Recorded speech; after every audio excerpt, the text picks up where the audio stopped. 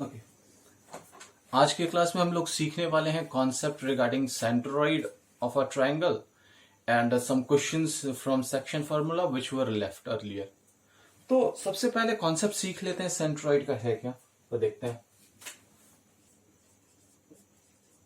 Centroid of triangle. अब centroid of a triangle समझने के लिए पहले ये जानना है कि आखिर ये सेंट्रोइड हम कहते हैं किसको है। तो देखते हैं, लेट्स सपोज हमारे पास एक ट्रायंगल दे रखा है ABC। ABC ए का कोऑर्डिनेट है x1, y1, बी का कोऑर्डिनेट है x2, y2, सी का कोऑर्डिनेट है x3, y3। अब देखिए, सेंट्रोइड अगर मैं बोलूं तो आप क्लास 9th में पढ़े होंगे सर, जो मीडियन होता है, बिल्कुल मीडियन क्या होता है, तो वर्टिकल एंगल से जो अपोजिट साइड पे आप लाइन ड्रॉ करते हो, जो उसको 2 इक्वल पार्ट में डिवाइड करता है, उसी को हम मीडियन कहते हैं। तो लेट्स सपोज अगर आपने मीडियन ड्रॉ किया है ए से BC पे, ये कोई मीडियन है X, B से आपने ड्रॉ किया ये Y, C से ड्रॉ किया ये Z। तो ये जो तीनों मीडियन है ना, जिस पॉइंट पे एक दूसरे को कट कर रहे होंगे, वही पॉइंट हमारा कहलाता है सेंट्रोइड, यानी the point of intersection of the 3 medians within a triangle, that is considered by us as what, centroid of a triangle. अब देखो, तो इसे हम कहते हैं कि यह सेंट्रोइड है। इस सेंट्रोइड को मैंने नेम दिया लेट्स सपोज O। अब आपसे बोला है कि आप मुझे ये बताइए, अगर आपने सेंट्रोइड का कोऑर्डिनेट लिया है x y, A B C का आपके पास कोऑर्डिनेट दिया पड़ा है, तो आप बताइए x का वैल्यू क्या होगा। You have to find out the centroid of a triangle. तो देखो सिंपल सा है, x is equals to x1 plus x2 plus x3/3 and y is equals to y1 plus y2 plus y3/3। आप simple सा value put करिएगा, आपके पास centroid का value आ जाएगा। अब बात आई सर, हम ऐसे थोड़ी मानेंगे, हम साइंस के स्टूडेंट्स हैं, और साइंस के स्टूडेंट्स जब तक हमें प्रूफ नहीं मिलेगा, हम कहां से आपकी बात, आप कुछ भी बोल देगा हम मान लेंगे। No, we have to look how it came. Okay, so देखते हैं। अभी अगर आपको लास्ट का वीडियो या आपका लास्ट नॉलेज होगा सेक्शन फॉर्मूला में, तो उसमें हमने सीखा था, अगर हमारे पास पॉइंट दे रखा है AB, लेट्स सपोज ये x1, y1 है A और B है x2, y2, और मैं कहता हूं कि कोई पॉइंट P है जो कि मिड पॉइंट है, और मिड पॉइंट कहने का मतलब क्या है कि 1:1 में डिवाइड कर रहा है। तो मैं बोलूं कि P का कोऑर्डिनेट आपको फाइंड करना है, तो P का कोऑर्डिनेट आप कैसे फाइंड कर देते हैं P के x की वैल्यू को, तो sir x1 plus x2/2, x1 plus x2/2, mid point के लिए यही है ना, x1 plus x2/2। Similarly y का कोऑर्डिनेट अगर हमें निकालना होता तो ये क्या आता, सर y1 प्लस y2/2।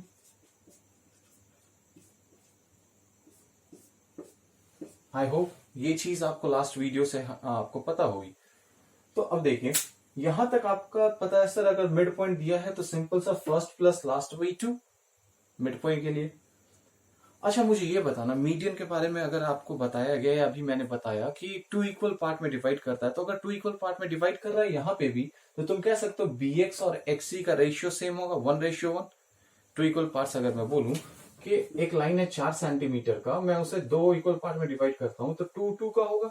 अब देखो, तो 2/2 कितना हो गया, 1:1। तो अगर ये मीडियन है तो हम कह सकते हैं ना इसे 1:1 में डिवाइड कर रहा है। आई होप चीजें क्लियर होंगी।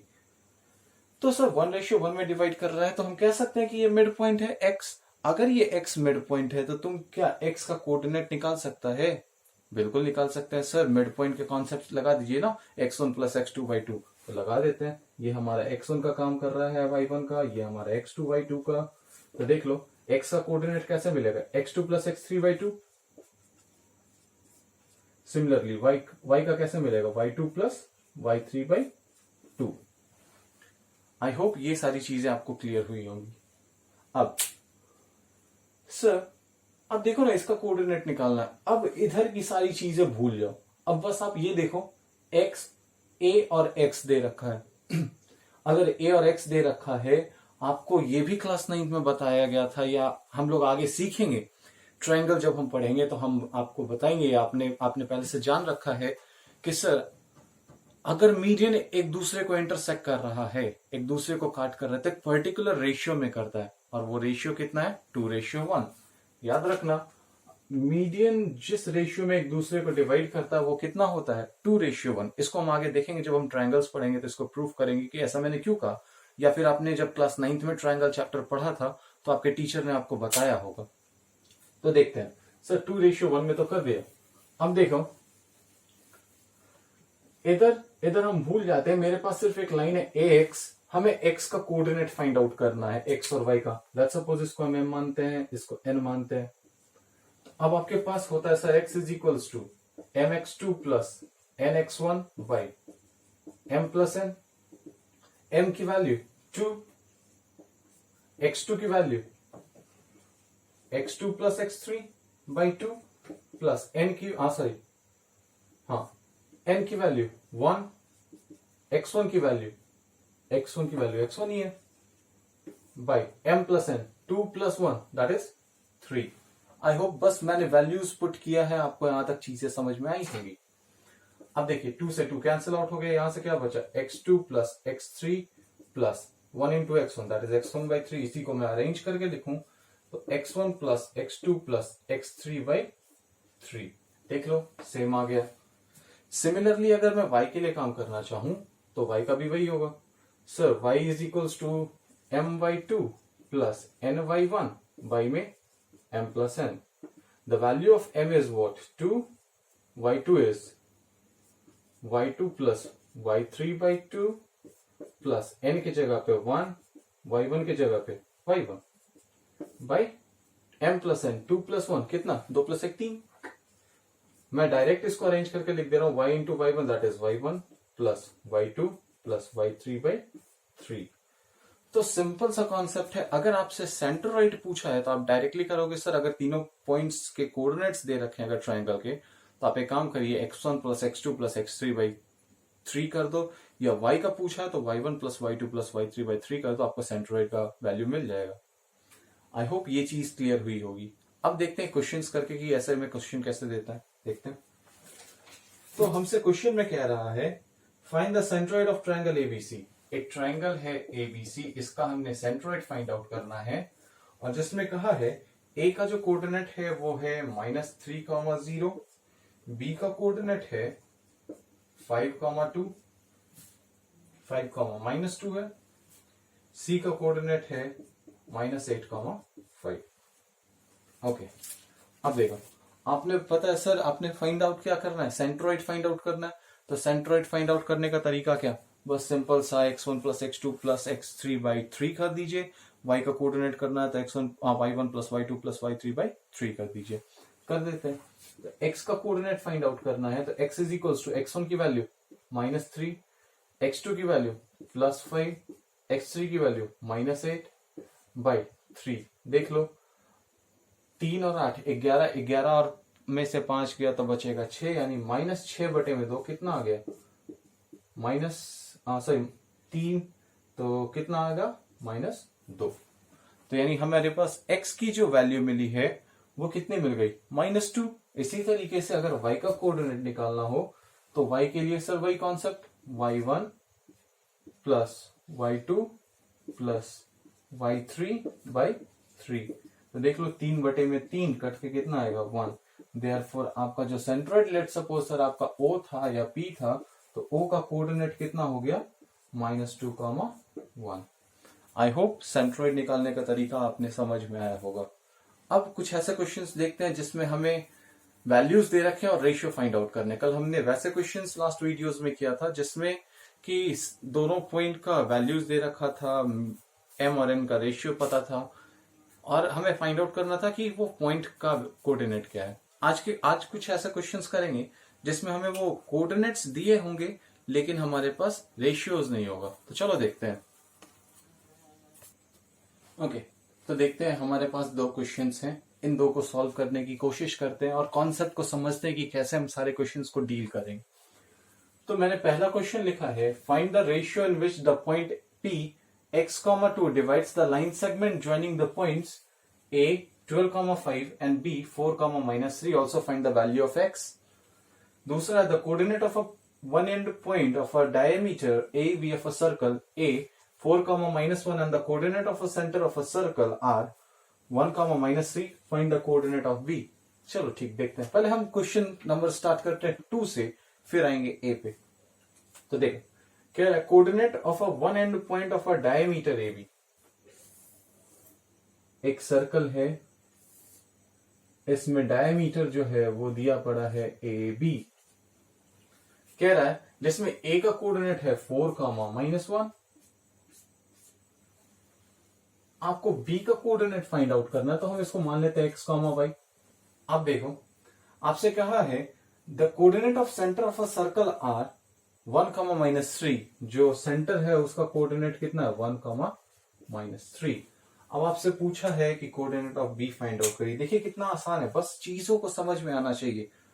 आपको पता है सर, जो सेंटर ऑफ अ सर्कल है ना, वो किसी भी डायमीटर को 2 इक्वल पार्ट्स में डिवाइड करेगा। ये पार्ट और ये पार्ट इक्वल होगा, बिल्कुल होगा, because sir both are radius. अगर रेडियस है तो दोनों का रेशियो कितना होने वाला है, 1:1। तो हमें यहां से पता चला सर 1:1। ये आपका हो गया x1y1, ये जो दूसरा पॉइंट हो गया x2y2, और ये कौन सा मिल गया, xy। बीच वाले पॉइंट्स को हम xy से डिनोट कर रहे हैं। तो आपको पता है sir x is equals to, क्योंकि ये मिड पॉइंट है, as x is a mid point.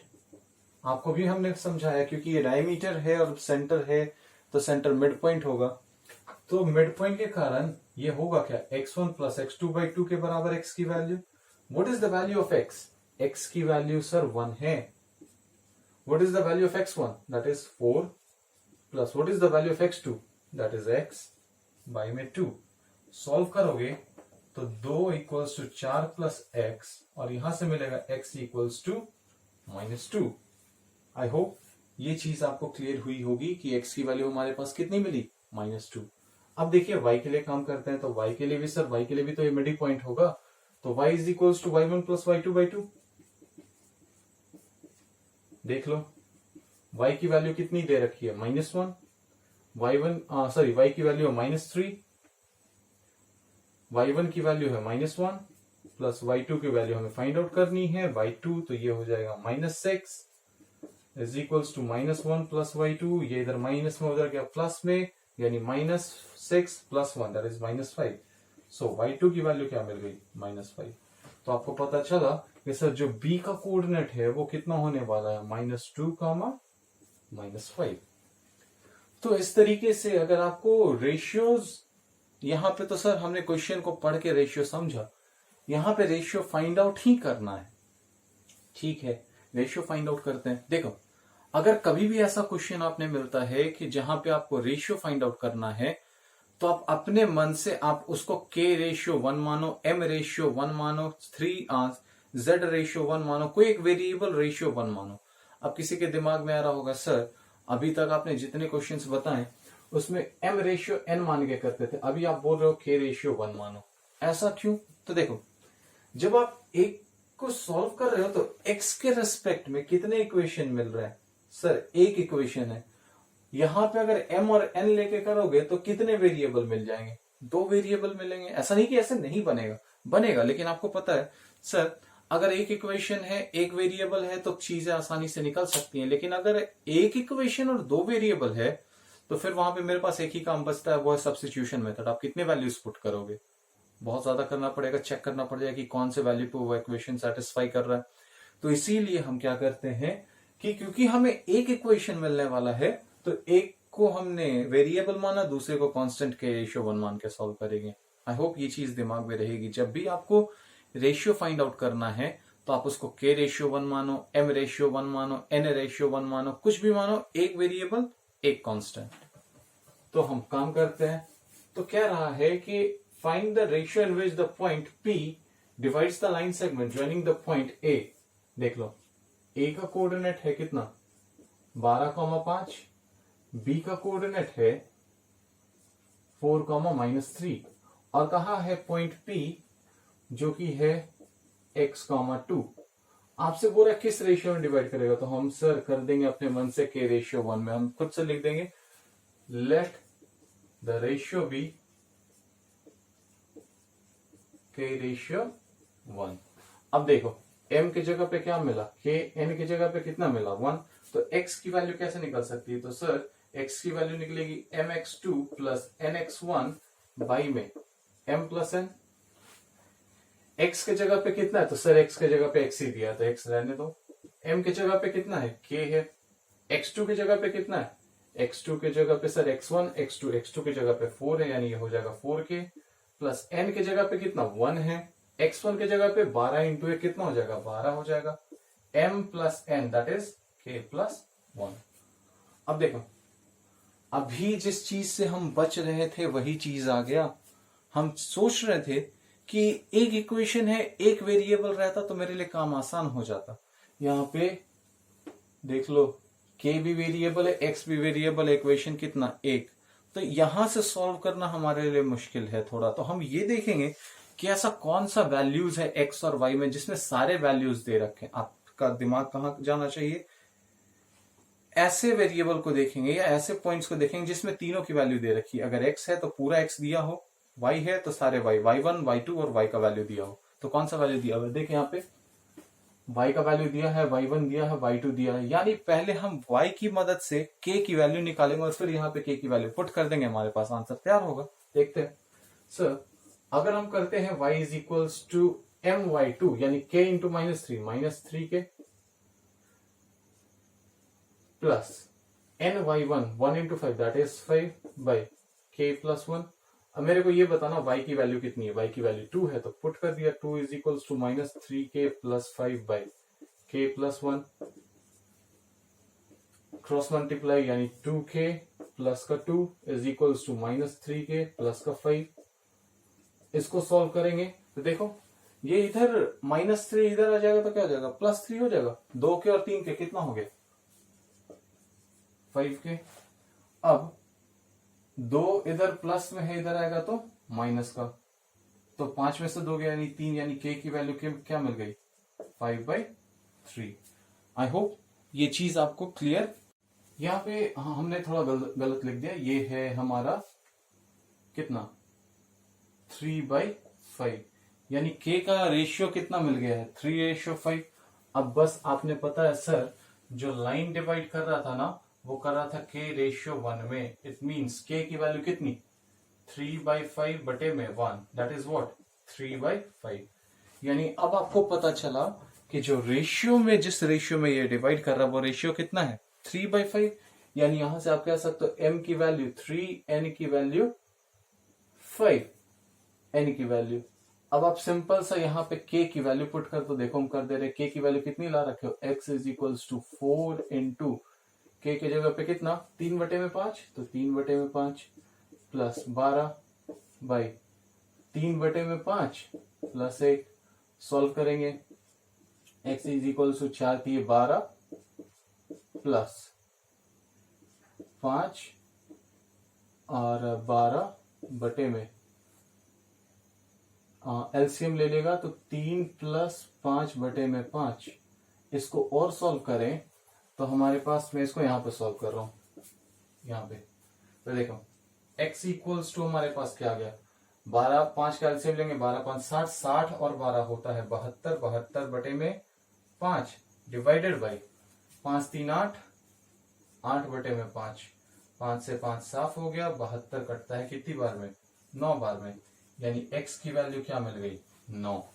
तो यहां से आपको समझ में आया कि हमने अगर फाइंड आउट करना है किसी भी वेरिएबल का वैल्यू तो हम पहले वो वैल्यूज को चेक करेंगे जो दिया पड़ा है, तीनों वैल्यू दिया पड़ा है, वहां से k की वैल्यू निकालेंगे। वहां से हम पहले क्या निकालेंगे k की वैल्यू, और उसके बाद जो भी x या y की वैल्यू जिसकी भी चाहिए होगी वहां पे उस k की वैल्यू पुट को करेंगे और उसके बाद हमें आंसर मिल जाएगा। आई होप इतनी सारी चीजें आपको क्लियर हुई होंगी। तो इससे ज्यादा क्वेश्चंस है नहीं, कुछ है क्वेश्चंस जो हम लोग मिसलेनियस जब करने लगेंगे तब हम लोग डील करेंगे। तो इतना के बाद आप जो सेकंड एक्सरसाइज है आप बिल्कुल बना सकते हैं, तो आप एनसीईआरटी का सेकंड एक्सरसाइज बनाइए। That's it, thank you.